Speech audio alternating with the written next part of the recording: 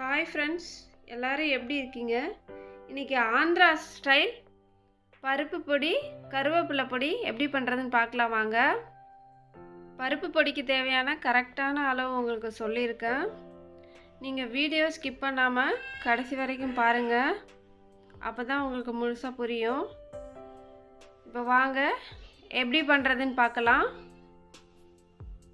இப்போ கடாயில் ஒரு 4 to 5 drop எண்ணெய் விட்டுக்கலாம். துவரம் பருப்பு 125 கிராம் எடுத்திருக்கேன். இப்போது அதே கப்பால் பாதி கப் கடலைப்பருப்பு எடுத்துக்கலாம். இது உங்களுக்கு பர்ஃபெக்டாக இருக்கும். இந்த பருப்பு பொடியே சாப்பிடாதவங்க கூட இதை சாப்பிடுவாங்க, அந்த அளவுக்கு ரொம்ப டேஸ்ட்டாக இருக்கும். நீங்கள் கண்டிப்பாக நீங்கள் செஞ்சு பாருங்கள். செஞ்சு பார்த்துட்டு எனக்கு கமெண்ட் பண்ணுங்கள். இப்போது நல்லா பருப்பட்டுடுச்சு. இப்போ இதை பிளேட்டுக்கு மாற்றிக்கலாம். நெக்ஸ்ட்டு 2-3 ட்ராப் எண்ணெய் விட்டு 5 மிளகா, இது குண்டூர் மிளகா, செம்ம காரமாக இருக்கும். அதுக்கப்புறம் 3 காஷ்மீரி சில்லி கலருக்காக, இதுவும் நல்லா வறுத்து எடுத்துக்கலாம். நீங்கள் லோ ஃப்ளேமில் தான் வைக்கணும். மீடியம்லேயோ இல்லை ஹைலேயோ வச்சிங்க அப்படின்னா பொருள் எல்லாமே கருகிரும். 1/4 டீஸ்பூன் சீரகம், 1/4 டீஸ்பூன் மிளகு, இதுவும் நல்லா வறுப்படணும். வறுப்பட்டதும் எடுத்துக்கோங்க. இதுவும் பிளேட்டுக்கு மாற்றியாச்சு. இப்போ நெக்ஸ்ட்டு 10 பல் பூண்டு இடித்து எடுத்துருக்கேன். தோல் எடுக்கணும்னு அவசியம் இல்லை. இதை நல்லா ஓரளவுக்கு வதங்கணும். இதோட 1/4 டீஸ்பூன் பெருங்காயத்தூள், இது ரொம்ப முக்கியம். கட்டி பெருங்காயம் இருந்தால் நீங்கள் யூஸ் பண்ணிக்கலாம், என்கிட்ட இல்லை, அதனால நான் இதையே எடுத்துக்கிட்டேன்.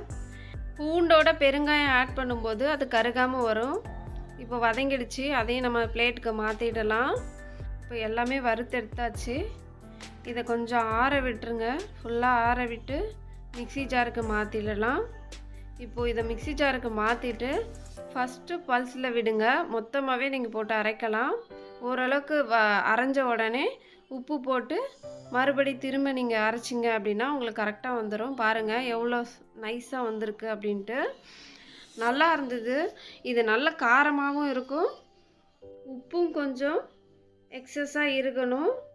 அப்போ தான் நீங்கள் சாதத்தோடு மிக்ஸ் பண்ணி சாப்பிடும்போதும் இல்லை இட்லி தோசையோடு சாப்பிடும்போதும் அது கரெக்டாக இருக்கும். பட் செம்ம டேஸ்ட்டாக வந்திருந்தது. நான் எதிர்பார்த்ததை விடவே ரொம்ப டேஸ்ட்டாக இருந்தது. நீங்களும் கண்டிப்பாக ட்ரை பண்ணி பாருங்கள். இப்போ நெக்ஸ்ட்டு கருவேப்பிலை பொடி எப்படி பண்ணுறதுன்னு பார்க்கலாம் வாங்க. அதே கடாய் தான் எடுத்திருக்கேன். அதே மாதிரி ஒரு 4 ட்ராப்ஸ் எண்ணெய் விட்டுருக்கேன். 125 கிராம் துவரம் பருப்பு, அதில் பாதி கடலை பருப்பு எடுத்திருக்கேன். இப்போ நல்லா இதையும் வறுத்து எடுத்துக்கலாம். இது வறுத்து எடுக்கும்போது நீங்கள் லோ ஃப்ளேம்லேயே வைங்க. ஹையில் வச்சிங்க அப்படின்னா உங்களுக்கு கண்டிப்பாக அதை அடிப்பிடிக்க ஆரம்பிச்சிடும். இப்போ நல்லா வறுபட்டுடுச்சு. இப்போ பிளேட்டுக்கு மாற்றிடலாம். மாற்றிட்டு இதுக்கு 6 மிளகாய் போட்டுக்கோங்க.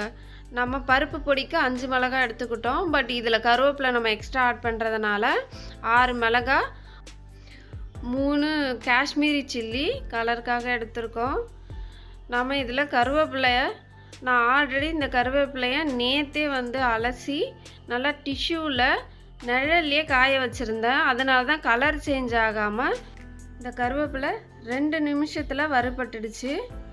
அது நீங்கள் ஸ்ட்ரெயிட்டாக போட்டிங்க அப்படின்னா, டைரெக்டாக அலசிட்டு போட்டிங்க அப்படின்னா ரொம்ப டைம் எடுக்கும். பட் இப்படி எடுக்கும்போது உங்களுக்கு சீக்கிரமாக வதங்கிடும். பார்த்தீங்கன்னா உங்களுக்கே தெரியும், நம்ம கையால் உடைச்சா உடையணும். அதுதான் கரெக்டான பதம். இப்போ நம்ம 10 பல் பூண்டு எடுத்துக்கலாம். அதே மாதிரி இதுலேயும் இந்த பூண்டோடவே சேர்ந்து நம்ம பெருங்காயத்தை ஆட் பண்ணிப்போம். பூண்டோட ஈரத்தில் பெருங்காயத்தூளும் கருகி போகாது.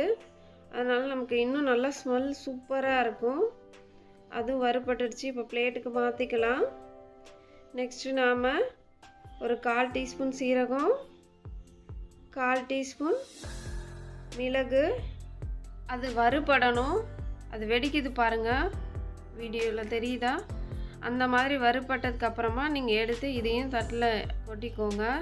இது ஓரளவுக்கு நல்லா ஆறணும். நீங்கள் சூடாக இருக்கும்போதே அரைச்சிங்க அப்படின்னா உங்களுக்கு கட்டி கட்டியாக வந்துடும்.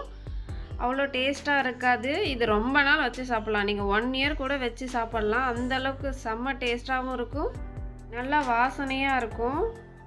இப்போ இதை அரைச்சிட்டு வந்துடலாம். இப்போ லைட்டாக உப்பு போட்டு ஃபுல்லாக அரைச்சி எடுத்துகிட்டு வந்தாச்சு. இப்போ இது கருவேப்பிலை பொடி.